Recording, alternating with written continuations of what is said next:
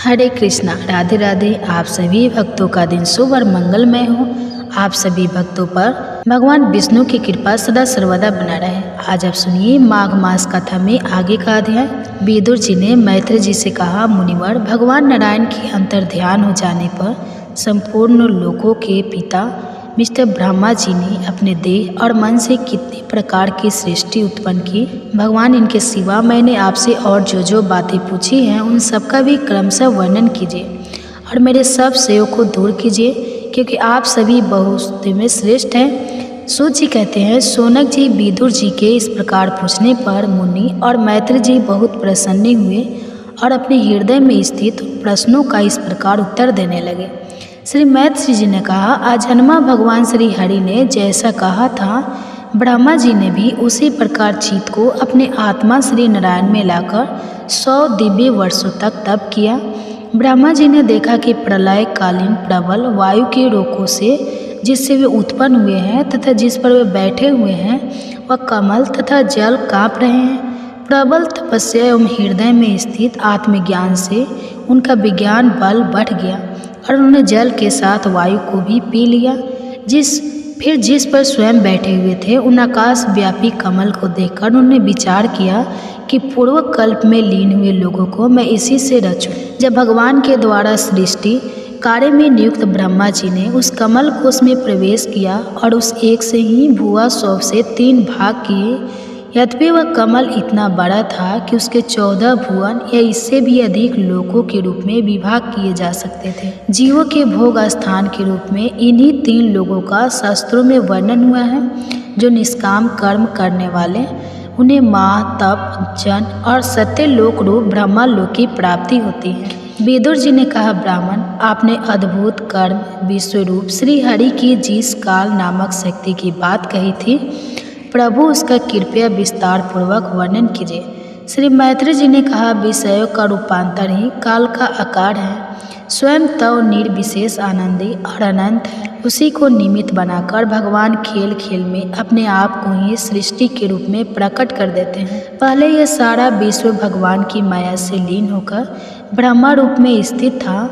उसी को अव्यक्त मूर्ति काल के द्वारा भगवान ने पुनः पृथक रूप से प्रकट किया। यह जगत जैसा अब है वैसा ही पहले था और भविष्य में भी वैसा ही रहेगा।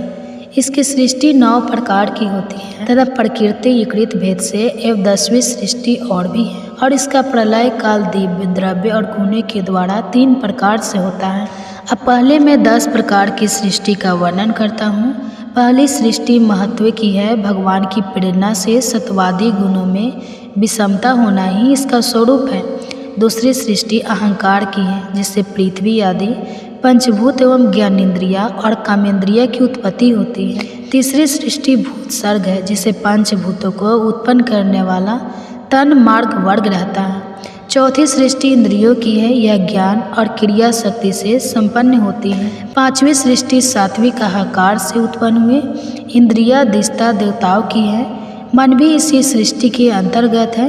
6ठी अविद्या की है। इसमें ताम्र, अंधता, विस्त्र, तम, मोह और महामोग 5 गांठ है।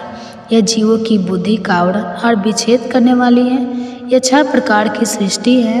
अब वाकत सृष्टि का भी विवरण सुनो। जो भगवान अपना चिंतन करने वाले के समस्त दुखों को हर लेते हैं। यह सारी लीला उन्हीं श्री हरि की है। वही ब्रह्मा के रूप में रजगुण को स्वीकार करके जगत की रचना करते हैं। 6 प्रकार प्राकृतिक सृष्टि के बाद 7वीं प्रधानीकृत सृष्टि इन 6 प्रकार के स्थान वृक्षों की होती है। वनस्पति, औषधि, लता, तक्ष, वृद्ध और तुम्र, इनका संचार नीचे से ऊपर की ओर होता है। इनमें प्रायः ज्ञान शक्ति प्रकट नहीं रहती। यह भीतर ही भीतर केवल स्पर्श का अनुभव करते हैं तथा इनमें से प्रत्येक में कोई विशेष गुण रहता है। 8वीं सृष्टि पशु पक्षी की है। वह 28 प्रकार की मानी जाती है। इन्हें काल का नहीं होता। तम गुण की अधिकता के कारण एवं केवल खाना पाना, मैथुन करना, सोना आदि ही जानते हैं। इन्हें सुने मात्र से वस्तुओं का ज्ञान हो जाता है। इनके हृदय से में विचार शक्ति या दूरदर्शिता नहीं होती। साधु श्रेष्ठ इन 3 को मैं गौ, बकरा, भैंस, कृष्ण, मृग, सुअर, नीलगाय, रुरु नाम का मृग, भेड़ और ऊँट, ये 2 खूरों वाले पशु कहलाते हैं। गधा, घोड़ा, खच्चर, गौड़, मृग, सर्प और चमड़े ये खूर वाले विदुर जी ने नवी सृष्टि मनुष्यों की है या एक ही प्रकार की है। इसके आहार का प्रभाव ऊपर से नीचे की ओर आता है। मनुष्य रजोगुण प्रधान, कर्म परायण और दुख रूप विषय में ही सुख मानने वाले होते हैं। यथावर पशु, पक्षी और मनुष्य ये तीनों प्रकार की सृष्टि तथा आगे कहा जाने वाला देव सर्ग वह सृष्टि है तथा जो मतत्व आदि रूप वकार देव सर्ग है उसकी गणना पहले प्राकृतिक सृष्टि में की जा चुकी है। इनके अतिरिक्त सतकुमार आदि ऋषियों का जो कुमार सर्ग है वह प्राकृतिक वक़्त दोनों प्रकार का है। देवता, पितर, असुर, गंधर्व, अप्सरा, यक्ष, राक्षस, सिद्ध, चार विधाधर, भूत, प्रेत, पिशाच और किन्नर, किम पुरुष, अश्वमुख आदि भेव से देव सृष्टि 8 प्रकार की है। विदुर जी इस प्रकार जगत कर्ता श्री ब्रह्मा जी की रची हुई यह 10 प्रकार की सृष्टि मैंने तुमसे कही। अब आगे मैं वंश और मनवंतर आदि का वर्णन करूँगा। इस प्रकार सृष्टि करने वाले सत्य संकल्प भगवान हरि ही ब्रह्मा के रूप से प्रत्येक कल्प के आदि में रजोगुण से व्याप्त होकर स्वयं ही जगत के रूप में अपनी ही रचना करते हैं। तो इसी के साथ यह अध्याय समाप्त हुआ। अब सुनिए भागवत महापुराण की कथा। ब्रह्मा जी ने कहा, प्रभु आज बहुत समय के बाद मैं आपको जान सका हूँ। कैसे दुर्भाग्य की बात है कि देहधारी जीव आपके स्वरूप को नहीं जान पाते। भगवान आपके सिवा और कोई वस्तु नहीं है जो वस्तु प्रतीत होती हो, वह भी स्वरूपत सत्य नहीं है, क्योंकि माया के गुणों के शोभित होने के कारण केवल आप ही अनेकों रूपों में प्रतीत हो रहे हैं। देव आपकी चित्त शक्ति के प्रकाशित रहने के कारण अज्ञान आपसे सदा ही दूर रहता है। आपका यह रूप जिसके नाभि कमल में से प्रकट हुआ सैकड़ों अवतारों का मूल कारण है। इसे आपने सत्पुरुषों पर कृपा करने के लिए ही पहले पल प्रकट किया। परमात्मा न आपका जो आनंद मात्र भेद रहित अखंड ज्योतमय स्वरूप है उसे मैं इसे भिन्न नहीं समझता। इसलिए मैंने विश्व की रचना करने वाले होने पर भी विश्वास आपके इस अद्वितीय रूप की शरण ली है। यही संपूर्ण भूत और इंद्रियों का भी अधिष्ठान है। हे विश्व कल्याण, मैं आपका उपासक हूँ। आपने मेरे हित के लिए ही मुझे ध्यान में अपना ये रूप दिखलाया है। जो आत्मा विश्वास सक्त जीव है वही इसका अनादर करते हैं। मैं तो आपको इसी रूप में बार बार नमस्कार करता हूँ। मेरे स्वामी, जो लोग वेद रूप वायु से लाई हुई आपके चरण रूप कमल कोश की गंध को अपने कर्ण पटु से ग्रहण करते हैं, उन अपने भक्त जनों के हृदय कमल से आप कहीं दूर नहीं होते, क्योंकि वे परा भक्ति रूप डोरी से आपके पादमों को बांध लेते हैं। जब तक पुरुष आपके अभयप्रद चरणावृंद का आश्रय नहीं लेता तभी तक उसे धन, घर और बंधुजनों के कारण प्राप्त होने वाले शोक, लालसा, दंता और अत्यंत लोभ आदि सताते हैं, और तभी तक उसे मैं मेरेपन का दुराग्रह रहता है, जो दुख का एकमात्र कारण है। जो लोग सब प्रकार के अमंगल को नष्ट करने वाले आपके श्रवण कीर्तन आदि प्रसंगों से इंद्रियों को हटाकर लेस मात्र विषय सुख के लिए ही दीन और मन ही मन लला होकर निरंतर दुष्कर्म में लगे रहते हैं, उन विचारों की बुद्धि देव ने हार ली है। वात, पत, कफ, सर्दी, गर्मी, हवा और वर्षा से परस्पर एक दूसरे से तथा कामगिन और 10 क्रोध से बार बार कष्ट उठाते देखकर मेरा मन बड़ा खीन होता है। स्वामी, जब तक मनुष्य इंद्रिय और विषय रूपी माया के प्रभाव से आपसे अपने को भिन्न देखता है तब तक इसके लिए संसार चक्र की निर्वृत्ति नहीं होती। यद्यपि यह मिथ्या है, तथापि कर्म फल भोग का क्षेत्र होने के कारण उसे नाना प्रकार के दुखों में डालता रहता है। हे देव, औरों की तो बात ही क्या, जो साक्षात मुनि हैं वे भी यदि आपकी कथा प्रसंग से विमुख रहते हैं तो उन्हें संसार में फंसना पड़ता है। वे दिन में अनेक प्रकार के व्यापार के कारण चित रहते हैं, रात्रि में निंदा में अचेत पड़े रहते हैं। उस समय भी तरह तरह के मनोरथ के कारण क्षण कण में उनकी नींद टूटती रहती है तथा देववश उनकी अर्ध सीधी के सब उद्योग विफल होते रहते हैं। हे नाथ, आपका मार्ग केवल गुण श्रवण से ही जाना जाता है। आप निश्चय मनुष्य के भक्ति योग के द्वारा परिशुद्ध हुए हृदय कमल में निवास करते हैं। पुण्य लोक प्रभु आपके भक्तजन जिस जिस भावना से आपका चिंतन करते हैं, उन साधु पुरुषों पर अनुग्रह करने के लिए आप वही रूप धारण कर लेते हैं। भगवान आप एक हैं तथा संपूर्ण प्राणियों के अतः कर्णों में स्थित उनके परम हितकारी अंतरात्मा है। इसलिए यदि देवता लोग भी हृदय में तरह तरह की कामनाएं रखकर भांति भांति की विपुल सामग्रियों से आपका पूजन करते हैं, तो उससे आप उतने प्रसन्न नहीं होते जितने सब प्राणियों पर दया करने से होते हैं। किंतु वह सर्वभूत दया असक्त पुरुषों को अत्यंत दुर्लभ है। जो कर्म आपको अर्पण कर दिया जाता है उसका कभी नाश नहीं होता, वह अक्षय हो जाता है।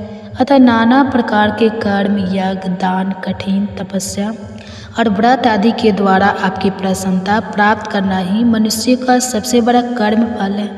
क्योंकि आपकी प्रसन्नता होने पर ऐसा कौन फल है जो सुलभ नहीं हो जाता।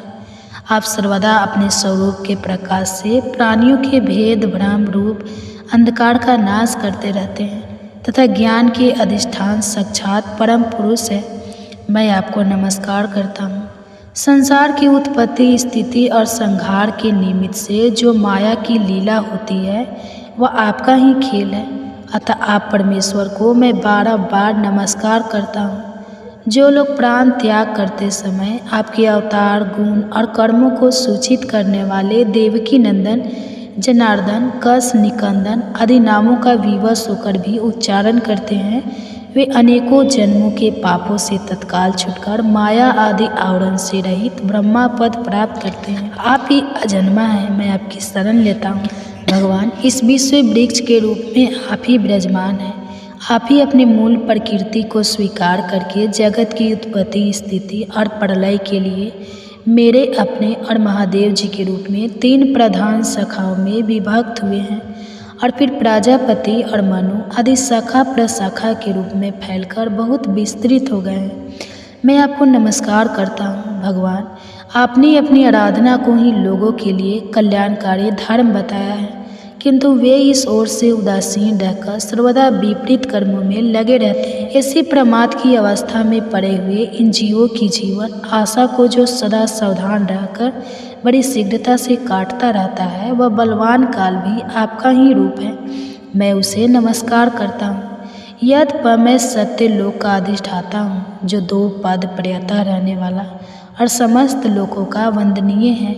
जो भी आपके उस काल रूप से डरता रहता है, उससे बने और आपको प्राप्त करने के लिए ही मैंने बहुत समय तक तपस्या की है। आप ही अधि यज्ञ रूप से मेरी इस तपस्या के साक्षी हैं। मैं आपको नमस्कार करता हूँ। आप पूर्व काम हैं, आपको किसी विषय सुख की इच्छा नहीं है, तो भी आपने अपनी बनाई हुई धर्म मर्यादा की रक्षा के लिए पशु, पक्षी, मनुष्य और देवता आदि जीव योनियों में अपनी इच्छा से शरीर धारण कर अनेकों लीलाएं की हैं। इसे आप पुरुषोत्तम भगवान को मेरा नमस्कार है। हे प्रभु, आप अविद्या, अस्मिता, राग, द्वेष और अभिनिवेश 5 में से किसी के भी अधीन नहीं है।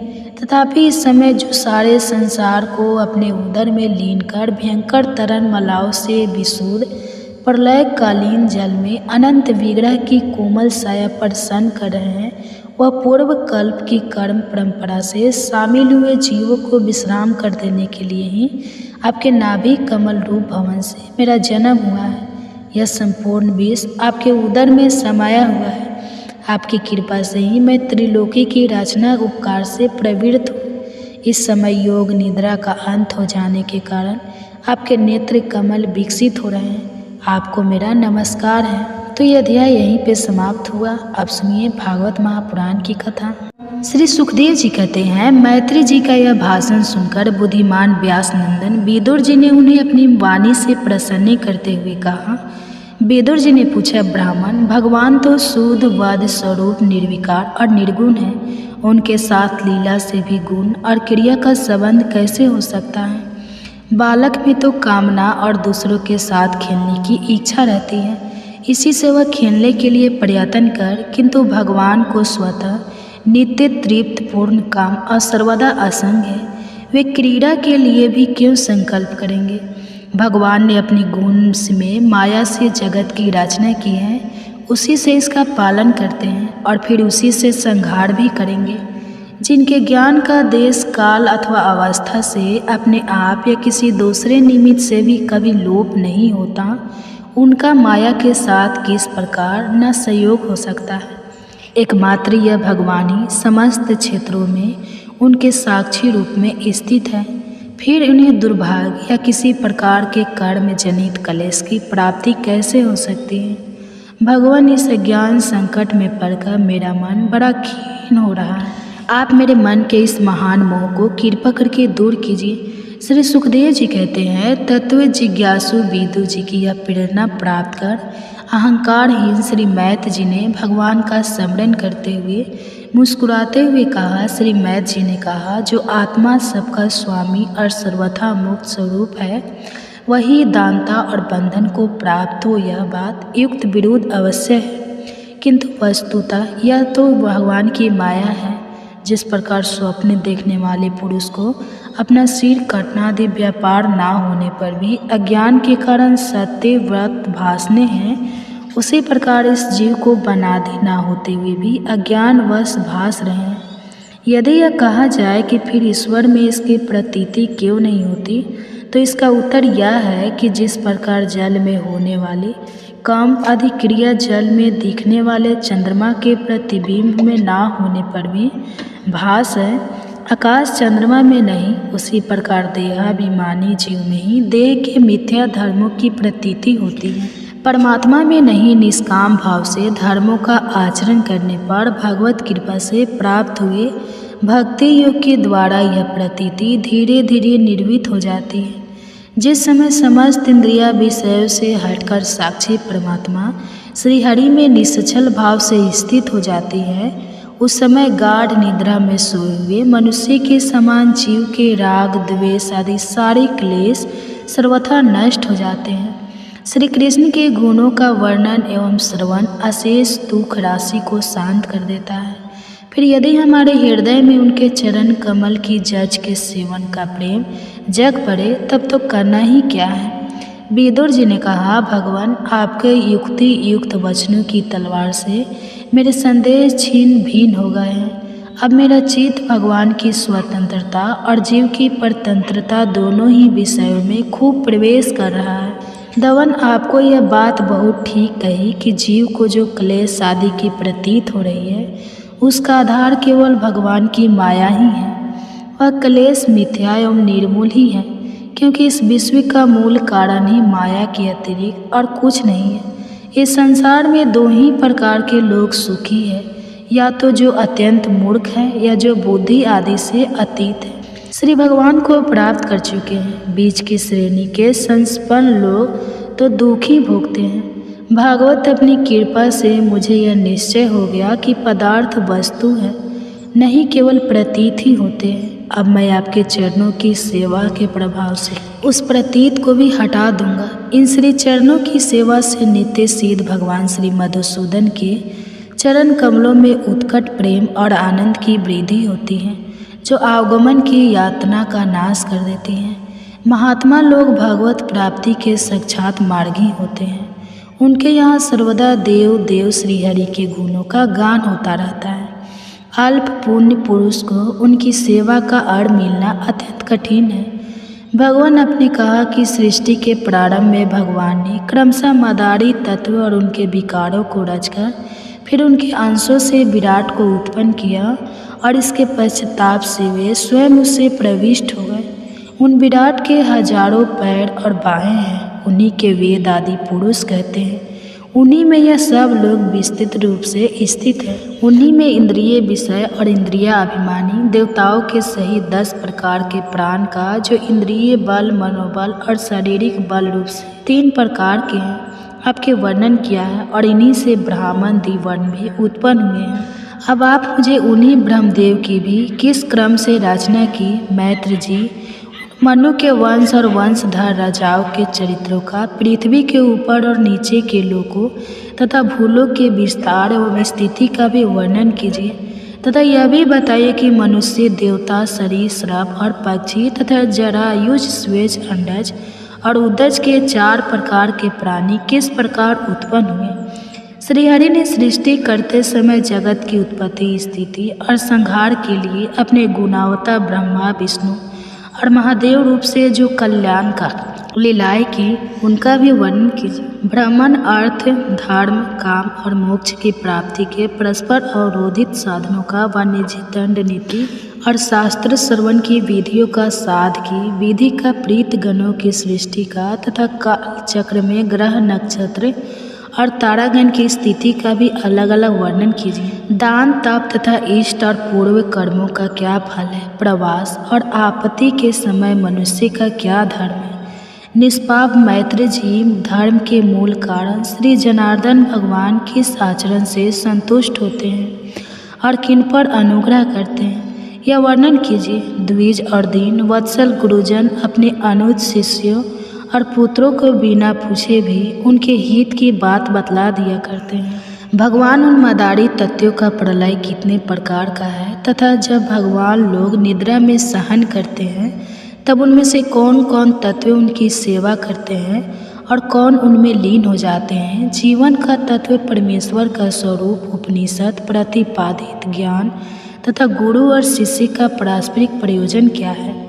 पवित्र आत्मा विद्वानों ने उस ज्ञान की प्राप्ति के क्या क्या उपाय बतलाए हैं, क्योंकि मनुष्य को ज्ञान, भक्ति अथवा वैराग्य की प्राप्ति अपने आप तो हो ही नहीं सकती। ब्राह्मण माया मोह के कारण मेरे विचार दृष्टि नष्ट हो गई है। मैं अज्ञ हूँ, आप मेरे परम सुहृद हैं। अतः श्री हरि लीला का ज्ञान प्राप्त करने की इच्छा से मैंने जो प्रश्न किए हैं उनका उत्तर मुझे दीजिए। पुण्य मैत्र जी भागवत तत्व के उपदेश द्वारा जीवन को जन्म मृत्यु से छुड़ाकर उसे अभय कर देने में जो पुण्य होता है, समस्त वेदों के अध्ययन, यज्ञ, तपस्या और दान आदि से होने वाला पुण्य उस पुण्य के वंश के बराबर भी नहीं हो सकता। श्री सुखदेव जी कहते हैं, राजन, जब कुरु विदुर जी ने मुनिवर मित्र जी से इस प्रकार पुराण विषयक प्रश्न किए तब भगवत चर्चा के लिए प्रेरित किए जाने के कारण वे बड़े प्रसन्न हुए। तो इसी के साथ यह अध्याय समाप्त हुआ। आप सुनिए भागवत महापुराण की कथा। मैत्र ऋषि ने आगे कहा, सर्वशक्तिमान भगवान ने जब देखा कि आपस में संगठित ना होने के कारण यह मेरी मतत्व आदि शक्तियाँ विश्व रचना के कार्य में असमर्थ हो रही है, तब वे काल शक्ति को स्वीकार करके एक साथी महत्व, अहंकार, पंचभूत, पंच तन, मात्रा और मन सहित 11 इंद्रियाँ इन 23 तत्वों के समूह में प्रविष्ट हो गए। उनमें प्रविष्ट होकर उन्होंने जीवों के स्वयं हुआ अष्टगाठा और परस्पर विलग हुए उन तत्व समूह को अपनी क्रिया शक्ति के द्वारा आपस में मिला दिया। इस प्रकार जब भगवान ने हुआ, यह तत्व का परिणाम ही विराट पुरुष है, जिसमें जड़ जगत विद्यमान है। जल के भीतर जो अंड रूप आश्रय स्थान था, उसमें वह हिरण्य में विराट पुरुष संपूर्ण जीवों को साथ लेकर 1000 दिव्य वर्षों तक रहा। वह विश्व रचना करने वाला तत्वों का गर्भ था तथा ज्ञान, क्रिया और आत्मशक्ति से संपन्न था। इन शक्तियों से उसने स्वयं अपने क्रमशः एक हृदय रूप, 10 प्राण रूप और 3 आध्यात्मिक आदि, देविक आदि भौतिक विभाग किए। यह विराट पुरुष प्रथम जीव होने के कारण, समस्त जीवों का आत्मा जीव रूप होने के कारण, परमात्मा अंश और प्रथम अभिव्यक्त होने के कारण भगवान का आदि अवतार है। यह संपूर्ण भूत समुदाय इसी में प्रकाशित होता है।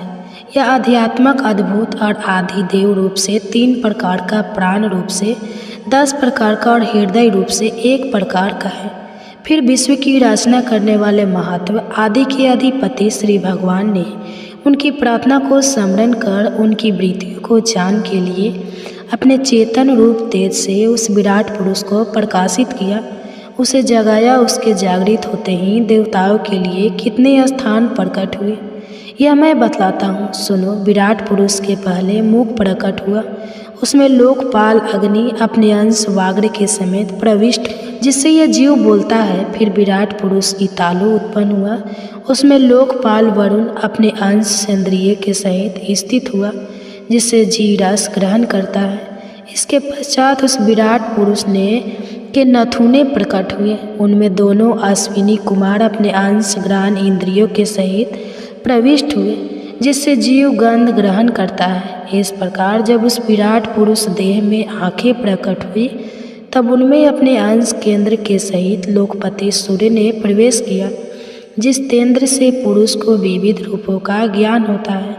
फिर उस विराट विग्रह में त्वचा उत्पन्न हुआ, उसमें अपने अंश तत्व केंद्र के सहित वायु स्थित हुआ, जिस तत्व केंद्र से जीव स्पर्श का अनुभव करता है। जब उसके कर्ण छिद्र प्रकट हुए, तब उनमें अपने अंश श्रवण इंद्र के सहित दिशाओं ने प्रवेश किया, जिस वेद्र से जीवों को शब्द का ज्ञान होता है। फिर विराट शरीर में चम्र उत्पन्न हुआ, उसमें अपने अंश रेमों के सहित औषधियाँ स्थित हुई। इसके पश्चाताप उसके हाथ प्रकट हुए, उनमें अपनी ग्रहण त्याग रूप शक्ति के सहित देवराज इंद्र ने प्रवेश किया। इस शक्ति से जीव अपनी जीविका प्राप्त करता है। जब इसके चरण उत्पन्न हुए, तब उनमें अपनी शक्ति गति के सहित लोकेश्वर विष्णु ने प्रवेश किया। इस गति शक्ति द्वारा जीव अपने गंतव्य स्थान पर पहुँचता है। फिर इसके बुद्धि उत्पन्न हुए, अपने इस स्थान में अपने अंश बुद्धि शक्ति के साथ वाक्पति ब्रह्मा ने प्रवेश किया। उस बुद्धि शक्ति से जीव जन्म विषय को जान सकता है। फिर इसमें हृदय प्रकट हुआ, उसमें अपने अंश मन के सहित चंद्रमा स्थित हुआ। इस मन शक्ति के द्वारा जीव संकल्प विकल्प आदि रूप विकारों को प्राप्त होता है। तत्पश्चात विराट पुरुष में अहंकार उत्पन्न हुआ। इस अपने आश्रय में क्रिया शक्ति सहित अभिमान रुद्र ने प्रवेश किया। इससे जीव अपने कर्तव्य को स्वीकार करता है। अब इसमें चित्त प्रकट हुआ, इसमें चित्त शक्ति से सहित महत्व ब्रह्मा स्थित हुआ। इस चित्त शक्ति से जीव विज्ञान को उपलब्ध करता है। इस विराट पुरुष के सिर से स्वर्ग लोक, पैरों से पृथ्वी और नाभि से अंतरिक्ष उत्पन्न हुआ। इसमें क्रमशः सत्व राज और तम इन तीन गुणों के परिणाम रूप देवता मनुष्य और प्रेत आदि देखे जाते हैं। इसमें देवता लोग सत्व गुण की अधिकता के कारण स्वर्ग लोक में मनुष्य और उनके उपयोगी गौ आदि जीव रजोगुण की प्रधानता के कारण पृथ्वी लोक में तथा तमोगुण स्वभाव वाले होने से रुद्र के पार्षदगण भूत प्रेत आदि दोनों के बीच में स्थित भगवान के नाभि स्थानीय अंतरिक्ष लोक में रहते हैं। विदुर जी वेद और ब्राह्मण भगवान के मुख से प्रकट हुए। मुख से प्रकट होने के कारण ही ब्राह्मण सब वर्णों में श्रेष्ठ और सबका गुरु है। उनकी भुजाओं से क्षत्रिय वृत्ति और उनका अवलंबन करने वाला क्षत्रिय वर्ण उत्पन्न हुआ, जो विराट भगवान का अंश होने के कारण जन्म लेकर सब वर्णों की चोर आदि के उपद्रव से रक्षा करता है। भगवान की दोनों जांघों से सब लोगों का निर्वाह करने वाली वैश्य वृत्ति उत्पन्न हुई और उन्हीं से वैश्य वर्ण का भी प्रादुर्भाव हुआ। यह वर्ण अपनी वृत्ति से सब जीवों की जीविका चलाता है। फिर सब धर्मों की सिद्धि के लिए भगवान के चरणों से सेवा वृत्ति प्रकट हुई और उन्हीं से पहले पहल उस वृत्ति का अधिकार शूद्र वर्ण भी प्रकट हुआ, जिसकी वृत्ति से ही श्रीहरि प्रसन्न हो जाते हैं। ये चारों वर्ण अपनी अपनी वृत्तियों के सहित जिनसे उत्पन्न हुए हैं और अपने गुरु श्रीहरि का अपने अपने धर्मों से चित्त शुद्धि के लिए सदापूर्वक पूजन करते हैं। विदुर जी यह विराट पुरुष काल कर्म और स्वभाव शक्ति से युक्त भगवान की योग माया के प्रभाव को प्रकट करने वाला है। इसके स्वरूप का पूरा पूरा वर्णन करने का कौन साहस कर सकता है। तथापि प्यारे विदुर जी अन्य व्यवहारिक चर्चाओं से अपवित्र हुए अपनी वाणी को पवित्र करने के लिए जैसे मेरी बुद्धि है और जैसा मैंने गुरु मुख से सुना है, वैसा ही श्रीहरि का सयस वर्णन करता हूँ। महापुरुषों का मत है कि पुण्य श्लोक शिरोमणि श्रीहरि के गुणों का गान करना ही मनुष्य की वाणी का तथा विद्वानों के मुख से भागवत कथा अमृत का पान करना ही उनके कानों का सबसे बड़ा लाभ है। वह थम ही नहीं, आदि कवि श्री ब्रह्मा जी ने 1000 दिव्य वर्षों तक अपनी योग परिपक्व बुद्धि से विचार किया, तो भी क्या वे भगवान की अमित महिमा का पा सके। अतः भगवान की माया बड़े बड़े माया को भी मोहित कर देने वाली है, उसके चक्कर में डालने वाली चाल अनंत है। अतः स्वयं भगवान भी उसकी थाह नहीं लगा सकते, फिर दूसरी की तो बात ही क्या है। जहाँ ना पहुंचकर मन के सहित वाणी भी लौट आती है, तथा जिनका पार पाने में अहंकार के अभिमानी रुद्र तथा अन्य इंद्रिय अधिष्ठाता देवता भी समर्थ नहीं है, उन श्री भगवान को हम नमस्कार करते हैं। तो इसी के साथ ये अध्याय समाप्त हुआ। इसके आगे अब सुनिए भागवत महापुराण की कथा। फिर ब्राह्मणों की आज्ञा पाकर यादव ने भोजन किया और वारुणी मदिरा पी। उससे उनका ज्ञान नष्ट हो गया और वे दुर्वचनों से एक दूसरे के हृदय को चोट पहुंचाने लगे। मदिरा के नशे में उनकी बुद्धि बिगड़ गई और जैसे आपस की गंगर से बांसों में आग लग जाती है, उसी प्रकार सूर्यास्त होते होते उनमें मार काट होने लगी। भगवान अपनी माया की उस विचित्र गति को देखकर सरस्वती के जल से आचमन करके एक वृक्ष के नीचे बैठ गए। इससे पहले ही शरणागत का दुख दूर करने वाले भगवान श्री कृष्ण ने अपने कुल का संहार करने की इच्छा होने पर मुझसे कह दिया था कि तुम बद्री का आश्रम चले जाओ। विदु जी इससे यद्यपि मैं उनका आशय समझ गया था, तो भी स्वामी के चरणों का वियोग ना कर सकने के कारण मैं उनके पीछे पीछे प्रवास क्षेत्र में पहुंच गया। वहां मैंने देखा कि जो सबसे आश्रय है किंतु जिनका कोई और आश्रय नहीं है, वे प्रियतम प्रभु सौभ धाम श्याम सुंदर सरस्वती के तट पर अकेले ही बैठे। दिव्य विशुद्ध सत्व में अत्यंत सुंदर श्याम शरीर है, शांति से भरी रत्न नारी आंखें हैं, उनकी 4 भुजाएं और रेशमी पीताम्बर देखकर मैंने उनको दूर से ही पहचान लिया। वे एक पीपल के छोटे से वृक्ष का सहारा लिए जांघ पर दाया चरण कमल रखे बैठे थे। भोजन पान का त्याग कर देने पर भी वे आनंद से प्रफुल्लित हो रहे थे। इसी समय व्यास जी के प्रिय मित्र परम भागवत सिद्ध मैत्री जी लोकों में स्वच्छद विचर हुए वहां आप पहुंचे। मैत्री मुनि भगवान के अनुरागी भक्त हैं। आनंद और भक्ति भाव से उनकी गर्दन झुक रही थी।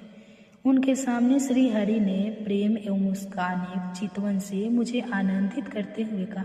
शिव भगवान कहने लगे, मैं तुम्हारी आंतरिक अभिलाषा जानता हूँ, इसलिए मैं तुम्हें वह साधन देता हूँ जो दूसरों के लिए अत्यंत दुर्लभ है। उद्धव, तुम पूर्व जन्म में वसु थे, विश्व की रचना करने वाले प्रजापति हो, और वसुओं के यज्ञ में मुझे पाने की इच्छा से ही तुमने मेरी आराधना की थी।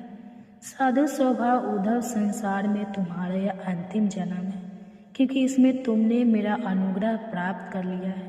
अब मैं मृत्यु लोक को छोड़कर अपने धाम में जाना चाहता हूँ। इस समय यहाँ एकांत में तुमने अपनी अनन्य भक्ति के कारण ही मेरा दर्शन पाया है। यह बड़े सौभाग्य की बात है। पूर्व काल के आरंभ में मैंने अपने नाभि कमल पर बैठे हुए ब्रह्मा को अपनी महिमा का प्रकट करने वाले जिस श्रेष्ठ ज्ञान का उपदेश किया था और जिसे विवेकी लोग भागवत कहते हैं, वही मैं तुम्हें देता हूँ। विदुर जी, मुझ पर तो प्रतिक्षण उन परम पुरुष की कृपा बरस रही थी। इस समय उनके इस प्रकार आदर पूर्वक कहने से स्नेहवश मुझे रोमांच छू आया। मेरी वाणी गदगद हो गई और नेत्रों से आंसुओं की धारा बहने लगी। उस समय मैंने हाथ जोड़कर उनसे कहा, स्वामी, आपके चरण कमलों के सेवा करने वाले पुरुषों को इस संसार में अर्थ, धर्म, काम और मोक्ष, इन चारों में से कोई भी पदार्थ दुर्लभ नहीं है। तथापि मुझे इनमें से किसी की भी इच्छा नहीं है। मैं तो केवल आपके चरण कमलों की सेवा के लिए ललड़ रहता हूँ। प्रभु, आप निष्प्रिय होकर भी कर्म करते हैं, अजन्मा होकर भी जन्म लेते हैं, काल रूप होकर भी शत्रु के डर से भागते हैं और द्वारिका के किले में जाकर छिप जाते हैं। इन विचित्र चरित्रों को देखकर विद्वानों की बुद्धि भी चक्कर में पड़ जाती है। देव, आपका स्वरूप ज्ञान सर्वथा अबाध और अखंड है, फिर भी आप सलाह लेने के लिए मुझे बुलाकर जो भोले मनुष्य की तरह बड़ी सावधानी से मेरी सम्मति पूछा करते हैं। प्रभु, आपकी वह लीला मेरे मन को मोहित कर देती है। स्वामी, आपके स्वरूप का गुण रहस्य प्रकट करने वाला जो श्रेष्ठ एवं समग्र ज्ञान आपने ब्रह्मा जी को बतलाया था, वह यदि मेरे समझने योग्य हो तो मुझे भी सुनाइए, जिससे मैं भी इस संसार दुख को सुगमता से पार कर सकूं। जब मैंने इस प्रकार अपने हृदय का भाव निवेदित किया, तब परम पुरुष कमल नयन भगवान श्री कृष्ण ने मुझे अपने स्वरूप की परम स्थिति का उपदेश दिया। इस प्रकार पूज्य पाद गुरु जी कृष्ण से आत्म तत्व की उपलब्धि का साधन सुनकर तथा उन प्रभु के चरणों की वंदना और परिक्रमा करके मैं यहाँ आया हूँ। इस समय उनके वीरा से मेरा चित्त अत्यंत व्याकुल हो रहा है। विदु जी, पहले तो उनके दर्शन पाकर मुझे आनंद हुआ था, किंतु अब तक मेरे हृदय को उनकी वीर व्यथा अत्यंत पीड़ित कर रही है।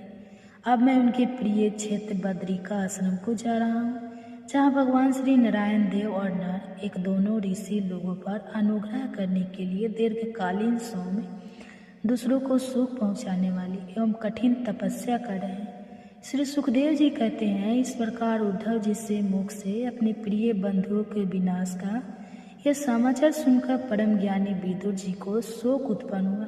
उसे उन्होंने ज्ञान द्वारा शांत कर दिया। जब भगवान श्री कृष्ण के परिक प्रधान महाभागवत उद्धव जी बद्रिका आश्रम की ओर जाने लगे, तब गुरु श्रेष्ठ विदुर जी ने श्रद्धापूर्वक उनसे पूछा। विदुर जी ने कहा, उद्धव जी, योगेश्वर भगवान श्री कृष्ण ने अपने स्वरूप के गुण रहस्य को प्रकट करने वाला जो परम ज्ञान आपसे कहा था, वह आप हमें भी सुनाइए, क्योंकि भगवान के सेवक तो अपने सेवकों का कार्य सिद्ध करने के लिए ही विचर करते हैं। उद्धव जी ने कहा, इस तत्व ज्ञान के लिए आपको मुनि वमत जी की सेवा करनी चाहिए। इस मृत्यु लोक को छोड़ते समय मेरे सामने स्वयं भगवान ने ही आपको उपदेश करने के लिए उन्हें आज्ञा दी थी। श्री सुखदेव जी कहते हैं, इस प्रकार विदुर जी के साथ विश्व मूर्ति भगवान श्री कृष्ण के गुणों की चर्चा होने से उस कथा अमृत के द्वारा उद्धव जी का वियोग जनित महान ताप शांत हो गया। यमुना के तीर पर उनकी वह रात्रि एक क्षण के समान बीत गई। फिर प्रातः काल होते हुए वहां से चल दिए। राजा परीक्षित ने पूछा, भगवान विष्णुकुल और भोज वंश के सभी रथी और यथोपतियों के भी योत्पति नष्ट हो गए थे, यहाँ तक कि त्रिलोकीनाथ श्री हरि को भी अपना वह रूप छोड़ना पड़ा था। फिर उन सबके मुखिया उद्धव जी कैसे बच रहे? श्री सुखदेव जी ने कहा, जिनकी इच्छा कभी व्यर्थ नहीं होती, उन श्री हरि ने ब्राह्मणों के सांप रूप काल के बहाने अपने कुल का संहार कर अपने ही विग्रह को त्याग समय विचार किया। अब इस लोक से मेरे चले जाने पर सैमी शिरोमणि उद्धव ही मेरे ज्ञान को ग्रहण करके सच्चे अधिकारी हैं। उद्धव मुझसे अनुमात्र भी कम नहीं है, क्योंकि वे आत्मजय हैं। आत्म लोगों को मेरे ज्ञान की शिक्षा देते हुए वे यही रहे। वेदों के मूल कारण जगत गुरु श्री कृष्ण के इस प्रकार आज्ञा देने पर उद्धव जी बद्रिका आश्रम में जाकर समाधि योग द्वारा श्री हरि की आराधना करने लगे। गुरु श्रेष्ठ परीक्षित परमात्मा श्री कृष्ण ने लीला से ही अपना शिव विग्रह प्रकट किया था और लीला से ही उसे अंतर ध्यान भी कर दिया। उनका वह अंतर ध्यान होना भी धीर पुरुषों का उत्साह बढ़ाने वाला तथा दूसरे पशु तुल्य अधिक पुरुषों के लिए अत्यंत दुष्कर था। परम भागवत उद्धव जी के मुख से उनके प्रशासनीय कर्म और इस प्रकार अंतर ध्यान होने का समाचार पाकर तथा यह जानकर कि भगवान ने परम धाम जाते समय मुझे भी स्मरण किया था, विदुर जी उद्धव जी के चले जाने पर प्रेम से विवल होकर रोने लगे। इसके पश्चात शीत शिरोमणि विदुर जी यमुना तट से चलकर कुछ दिनों में गंगा जी के किनारे जा पहुँचे, जहाँ श्री मीत जी रहते थे। इसी के साथ यह अध्याय समाप्त हुआ। इसके बाद सुनिए भागवत महापुराण की कथा। उद्धव जी कहते हैं, इसके बाद श्री कृष्ण अपने माता पिता देवकी वासुदेव के सुख पहुँचाने की इच्छा से बलदेव जी के साथ मथुरा पधारे और उन्होंने शत्रु समुदाय के स्वामी कंस को ऊंचे सिंहासन से नीचे पटककर तथा उसके प्राण लेकर उसकी लाशों को बड़ी जोर से पृथ्वी पर घसीटा। संदीपनी मुनि के द्वारा एक बार उच्चारण किए हुए संगोपाग वेद का अध्ययन करके दक्षिणा स्वरूप उनके मरे हुए पुत्र को पंचजन नामक राके पेट से लाकर दे दिया। भस्मक नंदिनी रुक्मणी के सौंदर्य से अथवा रुक्मी के बुलाने से जो शिशुपाल और उसके सहायक वहां आए हुए थे, उनके सिर पर पैर रखकर गंधर्व विधि के द्वारा विवाह करने के लिए अपने नित्य संगिनी रुक्मणी को वे वैसे ही हरण कर लाए। जिसे गरुड़ अमृत कलश को ले आए थे। स्वयंवर में 7 बिना नथे हुए बैलों को नाद कर सत्य से विवाह किया। इस प्रकार मान भंग हो जाने पर मूर्ख राजाओं ने शस्त्र उठाकर राजकुमारी को छीनना चाहा। तब भगवान श्री कृष्ण ने स्वयं घायल हुए बिना उन्हें अपने शास्त्रों से मार डाला। भगवान विषय पुरुषों किसी लीला करते हुए अपने प्राण प्रिय सत्यभामा को प्रसन्न करने की इच्छा से उनके लिए स्वर्ग से कल्प वृक्ष उखाड़ लाए। उस समय इंद्र ने क्रोध से अंधे होकर अपने सैनिकों सहित उन पर आक्रमण कर दिया, क्योंकि वह निश्चय ही अपनी स्त्रियों का कड़ा मृग बना हुआ है। अपने विशाल लडोल से आकाश को भी ढक देने वाले अपने पुत्र भूमा को भगवान के हाथ से मरा हुआ देखकर पृथ्वी ने जब उनसे प्रार्थना की, तब उन्होंने भूमासुर के पुत्र भगत को उसका बचा हुआ राज्य देकर उसके अतःपुर में प्रवेश किया। वहाँ भौमासुर द्वारा हड़कल लाई हुई बहुत सी राजकन्याएं थीं। 3 बंधु श्री कृष्ण चंद्र को देखते ही खड़ी हो गई और सबने महान हर्ष, लज्जा एवं प्रेम पूर्ण चितवन से तत्काल ही भगवान को पति रूप में वर्ण कर लिया। तब भगवान ने अपनी निज शक्ति योग माया से उन लाओं के अनुरूप उतने ही रूप धारण कर उन सबका अलग अलग महलों में एक ही मुहूर्त में विधिवत पानी ग्रहण किया। जब काल, यवन, जरास और साला आदि ने अपनी सेनाओं से मथुरा और द्वारिकापुरी को घेरा था, तब भगवान ने निज जनों को अपनी अलौकिक शक्ति देकर उन्हें स्वयं मरवाया था। जब द्विंद, वनासुर, मूर, बलवल तथा दंत वक्त आदि अन्य योद्धाओं में से किसी को उन्होंने स्वयं मारा था और किसी को दूसरे से मरवाया। इसके बाद उन्होंने आपके भाई धृतराष्ट्र और पांडु के पुत्रों का पक्ष लेकर आए हुए राजाओं का भी संहार किया, जिनके सेना सहित कुरुक्षेत्र में पहुंचकर पृथ्वी डगमगाने लगी थी। कर्ण, दुशासन और शकुनि की खोटी सलाह से जिसकी आयु और शरीर दोनों नष्ट हो चुकी थी, तथा भीमसेन की गदा से जिसकी जांघ टूट चुकी थी, उस दुर्योधन को अपने साथियों के सहित पृथ्वी पर पड़ा देखकर भी उन्हें प्रसन्नता नहीं हुई। वे सोचने लगे, यदि द्रोण, भीष्म, अर्जुन और भीमसेन के द्वारा इस 18 अक्षण सेना का विपुल संहार हो भी गया तो इससे पृथ्वी का कितना भार हल्का हुआ।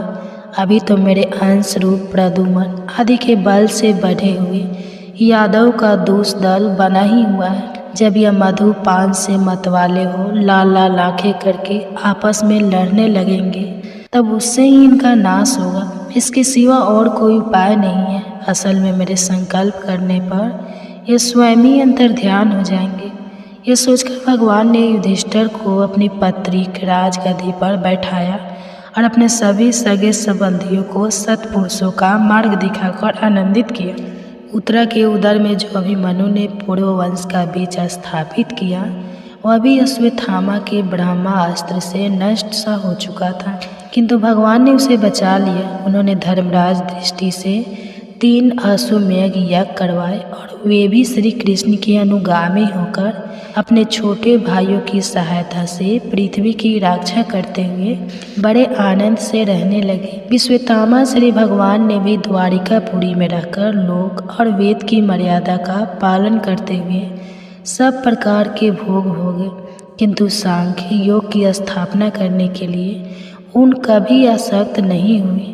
मधुर मुस्कान, स्नेह, चितवन, सुधामयी वाणी, निर्मल चरित्र तथा समस्त शोभा और सुंदरता के निवास अपने ही विग्रह से लोक परलोक और विशेषतः यादव को आनंदित किया तथा रात्रि में अपनी प्रिया के साथ क्षणिक अनुराग युक्त होकर सुयोजित विहार किया और इस प्रकार उन्होंने भी सुख दिया। इस तरह बहुत वर्षों तक विहार करते करते उन्हें गृहस्थ आश्रम संबंधित भोग सामग्रियों से वैराग्य हो गया। भोग सामग्रियाँ ईश्वर के अधीन है और जीव भी उन्हीं के अधीन है। जब योगेश्वर भगवान श्री कृष्ण को ही उनसे वैराग्य हो गया, तब भक्ति योग के द्वारा उनका अनुगमन करने वाला भक्त तो उन पर विश्वास ही कैसे करेगा। एक बार द्वारिकापुरी में खेलते हुए यदुवंशी और भोजवंशी बालकों ने खेल खेल में कुछ मुनीश्वर को चिढ़ा दिया। तब यादव कुल का नाश ही भगवान को अभीष्ट है, यह समझकर उन ऋषियों ने बालकों को श्राप दे दिया। इसके कुछ ही महीनों बाद भावी वंश विष्णुभोज और अधंकवशी यादव बड़े हर्ष से रथों पर चढ़कर प्रवास क्षेत्र हो गए। वहाँ स्नान करके उन्होंने उस तीर्थ के जल से पितर देवता और ऋषियों का तर्पण किया था तथा ब्राह्मणों को श्रेष्ठ गाय दी। उन्होंने सोना, चांदी, सया, वस्त्र, मृग, चर्म, कंबल, पालकी, रथ, हाथी, कल्या और ऐसी भूमि जिसकी जीविका चल सके तथा नाना प्रकार के सरासन भी भगवत अर्पण करके ब्राह्मणों को दिए। इसके पश्चाताप गौ और ब्राह्मणों के लिए ही प्राण धारण करने वाले उन वीरों ने पृथ्वी पर सिर टेककर उन्हें प्रणाम किया। तो इसी के साथ यह अध्याय समाप्त हुआ। आप सुनिए भागवत की कथा। विदुर जी ने परम भक्त उद्धव जी से इस प्रकार उनके प्रीतम श्री कृष्ण से संबंध रखने वाली बातें पूछी। तब उन्हें अपने स्वामी का स्मरण हुआ आया और वे हृदय भर आने के कारण कुछ भी उत्तर ना दे सके। जब ये 5 वर्ष के थे तब बालकों की तरह खेल में ही श्री कृष्ण जी की मूर्ति बनाकर उनकी सेवा पूजा में ऐसे तन्मय हो जाते थे कि कलेब के लिए माता के बुलाने पर भी उसे छोड़कर नहीं जाना चाहते थे। अब तो दीर्घ काल से ही उन्हीं की सेवा में रहते रहते यह बूढ़े हो चले थे। अतः विदुर जी के पूछने पर उन्हें अपने प्यारे प्रभु के चरण कमलों का स्मरण हो आया। उनका चित्त वीरस से व्याकुल हो गया। फिर वे कैसे उत्तर दे सकते थे।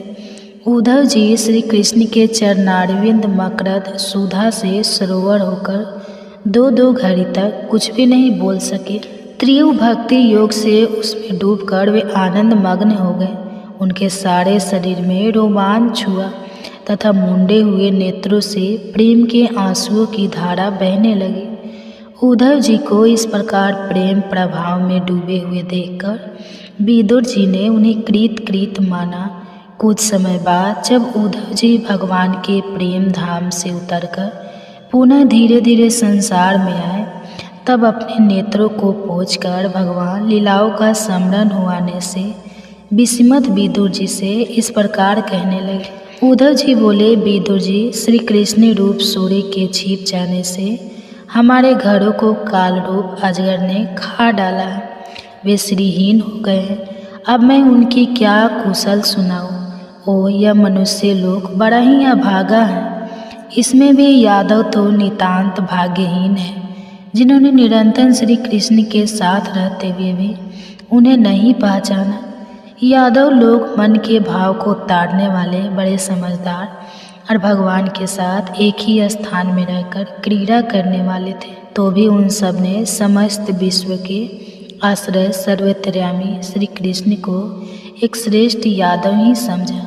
किंतु भगवान की माया से मोहित इन यादवों और इनसे व्यर्थ का बैर ठनने वाले शिशुपाल आदि के अवहेलना और निंदा सूचक वाक्यों से भगवत प्राण महानुभावों की बुद्धि भ्रम में नहीं पड़ती थी। जिन्होंने कभी तप नहीं किया उन लोगों को भी इतने दिनों तक दर्शन देकर अब उनके दर्शन लालसा होकर तृप्त किए। उन्हें तृप्त किए बिना ही वे भगवान श्री कृष्ण अपने त्रिभुवन मोहन श्री विग्रह को छिपाकर अंतर्ध्यान हो गए हैं और इस प्रकार उन्होंने मानो उनके नेत्रों को ही छीन लिया है। भगवान ने अपनी योग माया का प्रभाव दिखाने के लिए मानव लीलाओं के योग्य जो दिव्य श्री विग्रह प्रकट किया था वह इतना सुंदर था कि उसे देखकर सारा जगत तो मोहित हो ही जाता था। वे स्वयं भी विस्मित हो जाते थे।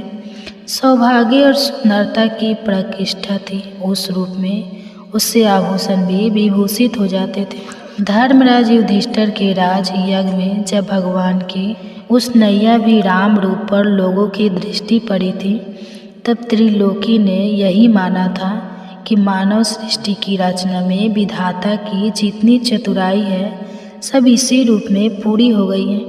उनके प्रेम पूर्ण हास्य विनोद और वे चितवन से सम्मानित होने पर ब्रजबलाओं की आंखें उन्हीं की ओर लग जाती थी और उनका चित्त भी ऐसा तल्लीन हो जाता था वह घर के काम धंधों को अधूरा ही छोड़कर जड़ पुतलियों की तरह खड़ी रह जाती थी। चराचर जगत और प्रकृति के स्वामी भगवान ने जब अपने शांत रूप महात्माओं को अपने ही घोर रूप असुर से सताए जाते हुए देखा, तब वे करुणा भाव से द्रवित हो गए और अजन्मा होने पर भी अपने अंश बलराम के साथ काष्ठ में अग्नि के समान प्रकट हुए।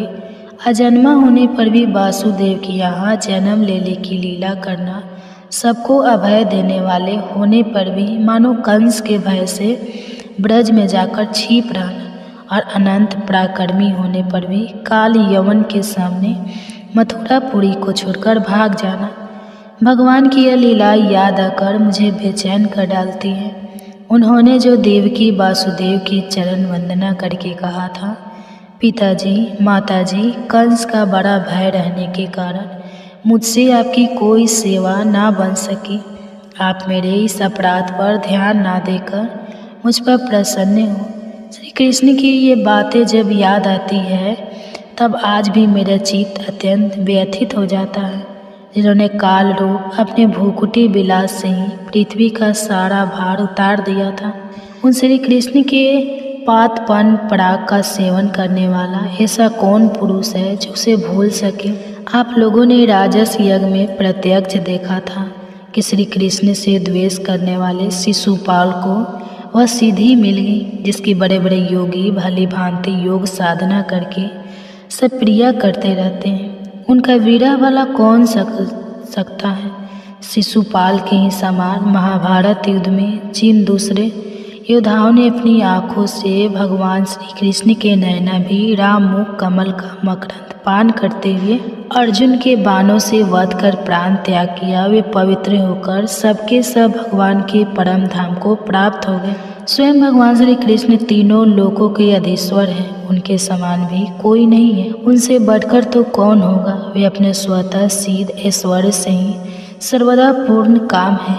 इंद्र आदि असंख्य लोग पालगढ़ नाना प्रकार की भेंटें ला कर अपने अपने मुकुट के अग्रभाग से उनके चरण रखने की चौकी को प्रणाम किया करते हैं। विदुर जी वही भगवान श्री कृष्ण राज सिंहासन पर बैठे हुए उग्रसेन के सामने खड़े होकर निवेदन करते थे, देव हमारी प्रार्थना सुनिए। उनके इस सेवा भाव की याद आते ही हम जैसे सेवकों का चित्त अत्यंत व्यथित हो जाता था। पापनी पतना ने अपने स्तनों में हलाहल विष लगाकर श्री कृष्ण को मार डालने की नियत से उन्हें दूध पिलाया था। उसको भी भगवान ने और परम गति दी जो अध्याय को मिलना चाहिए। भगवान श्री कृष्ण के अतिरिक्त और कौन दयालु है जिसकी शरण ग्रहण करे। मैं असुरों को भी भगवान का भक्त समझता हूँ, क्योंकि वैर भाव जनित क्रोध के कारण उनका चित्त सदा श्री कृष्ण में लगा रहता था और उन्हें रणभूमि में सुदर्शन चक्रधारी भगवान को कंधे पर चढ़ाकर जन पड़ते हुए गरुड़ जी के दर्शन हुआ करते थे।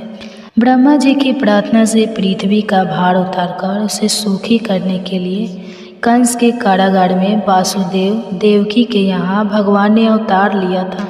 उस समय कंस के डर से पिता वासुदेव जी ने उन्हें नंद बाबा के ब्रज में पहुंचा दिया था। वहाँ वे बलराम जी के साथ 11 वर्ष तक इस प्रकार छिप कर रहे कि उनका प्रभाव ब्रज के बाहर किसी पर प्रकट नहीं हुआ। यमुना के उपवन में जिसके हरे भरे वृक्षों पर कलरव करते हुए पक्षियों के झुंड रहते हैं, भगवान श्री कृष्ण ने बछड़ों को चराते हुए ग्वाल बालों के मंडली के साथ विहार किया था। वे ब्रजवासियों की दृष्टि आकृष्ट करने के लिए अनेकों बाल लीला उन्हें दिखाते थे। कभी रोने से लगते, कभी हंसते और कभी शीश शावक के समान मुग्ध दृष्टि से देखते। फिर कुछ बड़े होने पर वे सफ़ेद बैल और रंग बिरंगी शोभा के मूर्ति गौ को चराते हुए अपने साथी गोपों की बांसुरी बजा बजाकर रिझाने लगे। उसी समय जब कंस ने उन्हें मारने के लिए बहुत से मायावी और मनमाना रूप धारण करने वाले राक्षस भेजे, तब उनको खेल ही खेल में भगवान ने मार डाला। जैसे बालक खिलौनों को तोड़ फोड़ डालता है, कालिया नाग का दमन करके विष मिला हुआ जल पीने से मरे हुए ग्वाल वालों और गौ को जीवित कर उन्हें कालिया दह का निर्दोष जल पीने की सुविधा कर दी। भगवान श्री कृष्ण ने बड़े हुए धन का सदव्यय कराने की इच्छा से श्रेष्ठ ब्राह्मणों के द्वारा नंद बाबा से गोवर्धन पूजा रूप गो यज्ञ करवाया। भद्र, इससे अपना मान भंग होने के कारण जब इंद्र ने क्रोधित होकर ब्रज का विनाश करने के लिए मूसलधार जल बरसाना आरंभ किया, तब भगवान ने करुणा वंश खेल ही खेल में छाते के समान गोवर्धन पर्वत को उठा लिया और अत्यंत घबराए हुए ब्रजवासियों की तथा उनके पशुओं की रक्षा की। संध्या के समय जब सारे वृंदावन में शरद के चंद्रमा की चांदनी छिटक जाती, तब श्री कृष्ण का सम्मान करते हुए मधुर गान करते और गोपियों के मंडली की शोभा बढ़ाते हुए उनके साथ रास विहार करते। तो इसी के साथ यह अध्याय समाप्त हुआ। अब सुनिए भागवत महापुराण की कथा। भारत का प्रसंग है। धर्मात्मा पांडव कौरव के षड्यंत्र से धूत में इंद्रप्रहस्त हार गए। चक्रवर्ती सम्राट युधिष्ठिर भाइयों और द्रौपदी के साथ वन की ओर चले। आधा दिन तो नगर से विदाई में ही बीत चला था। वन में प्रवेश के साथ ही घना अंधेरा छा गया। जिस जलाशय की ओर जाना था अभी काफ़ी दूर था। अंधेरे में वे अंदाज से धीरे धीरे बढ़ते ही जा रहे थे। इतने में मशाल लिए एक भयंकर व्यक्ति मिला। युधिष्ठिर ने उससे पूछा, भाई जलाशय कितनी दूर है? मैं युधिष्ठिर और मेरे भाई भीम, अर्जुन, नकुल, सहदेव तथा द्रौपदी यहाँ वनवास के लिए आए हुए हैं। वह था किरमी राक्षस। उसने कहा, ओ मेरे भाई बकासुर का हत्यारा भीम, मैं कब से तुम्हें ढूंढ रहा था। आज मिले हो। अब मैं तुम्हें मारकर अपने भाई का बदला लूँगा। मशाल रखकर उसने एक वृक्ष उखाड़ा और भीम पर टूट पड़ा। भीम भी कौरव के छल प्रचंड से जला भुना था, क्रोध में उबल रहा था। उसने कर्मिर को मिसलकर मार डाला। उसी की मशाल लेकर पांडव आगे बढ़े। जलाशय के किनारे पहुँचे और रात भर में ही एक झोपड़ी तैयार कर ली। जब सब व्यवस्थित हो गए तो युधिष्ठिर लगे रोने। वह कहने लगे कि मैं ही सबके दुख का कारण हूँ। न मैं जुआ खेलता, न यह विपत्ति आती। अर्जुन ने उन्हें ढाढ़स बढ़ाते हुए कहा, भैया आप शोक ना करें, श्री कृष्ण हमारे साथ हैं। श्री कृष्ण की यह स्तुति करते हुए अर्जुन ने कहा कि मैंने महर्षि व्यास से सुना है कि आप पिछले 10 जन्मों से लगातार साधु रहे हैं। एक कल्प में आप यंत्र साय गृह मुनि के रूप में विचलन करते थे। जहाँ शाम हो गई वहीं घर खुले आकाश के नीचे विचरण करके शाम हो गई, या वृक्ष के नीचे किसी मंदिर में या बस्ती में आप निरहस्त भाव से मौन होकर विचलन करते रहे। एक कल्प में आप प्रभात क्षेत्र में क्षेत्रीय जनता को उपदेश करते हुए भ्रमण करते रहे। एक कल्प में आप पुष्कर तीर्थ में एक पांव पर खड़े रहकर 12 वर्ष तक यज्ञ करते रहे। जैसा कि गीता में है, यज्ञों में सर्वोपरि जप यज्ञ है। बहुत से योगी इंद्रियों के बहिर्मुखी प्रभाव के योगाग्नि संयमाग्नि ज्ञानाग्नि में हवन करते हैं। अर्जुन, भौतिक द्रव्यों से होने वाले यज्ञ वेदी बनाकर स्वाहा बोला जाने वाला यज्ञ अति कल्प है। चाहे आप करोड़ों का हवन कर लें, वस्तुतः संपूर्ण यज्ञ मन और अंतःकरण की क्रिया से संपन्न होने वाले हैं। एक कल्प में आप बद्रीनाथ क्षेत्र में नारायण ऋषि के रूप में निवास करते थे। एक कल्प में आप ही विष्णु थे, भगवान भी कहलाए। एक कल्प में आपने वामन के रूप में अवतार लिया, लेकिन थे अधूरे। इस कल्प में परम तत्व का स्पर्श कर परम भाव में स्थित साक्षात परमात्मा आप हमारे साथ हैं। हमें आपका ही सहारा है। स्पष्ट है कि भगवान श्री कृष्ण अनेक जन्मों से साधना में लगे हुए महान योगेश्वर थे। दुर्योधन पांडव के अहित चिंतन में लगा ही रहता था।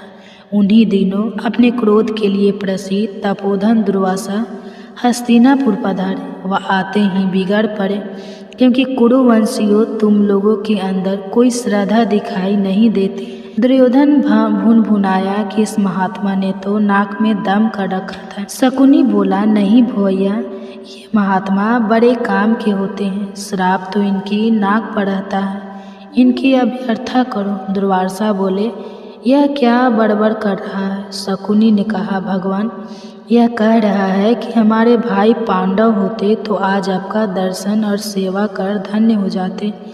वे लोग समीप के वन में हैं, उन्हीं के लिए यह दुखी है। दुर्वासा ने कहा, ओह ऐसा भाई स्नेह देखकर हमें प्रसन्नता हुई। हम आज ही उन पर भी कृपा करेंगे। अपने शिष्य मंडली के साथ दुर्वासा वन में युधिष्ठिर की ओर चल पड़े। दुर्योधन बहुत खुश हुआ कि जंगल में साधनहीन पांडव अचानक इतने महात्माओं के भोजन की व्यवस्था कैसे कर पाएंगे, क्रोधी महर्षि के श्राप से कैसे बचेंगे। अब तो उनका विनाश निश्चित है। महर्षि को देखकर भाइयों सहित युधिष्ठिर ने प्रणाम किया। दुर्वासा ने कहा, राजन, हम स्नान संध्या कराते हैं, तब तक आप हमारे भोजन का प्रबंध करें। शिष्यों के साथ वह स्नान ध्यान के लिए चले गए। युधिष्ठिर ने द्रौपदी की ओर देखा।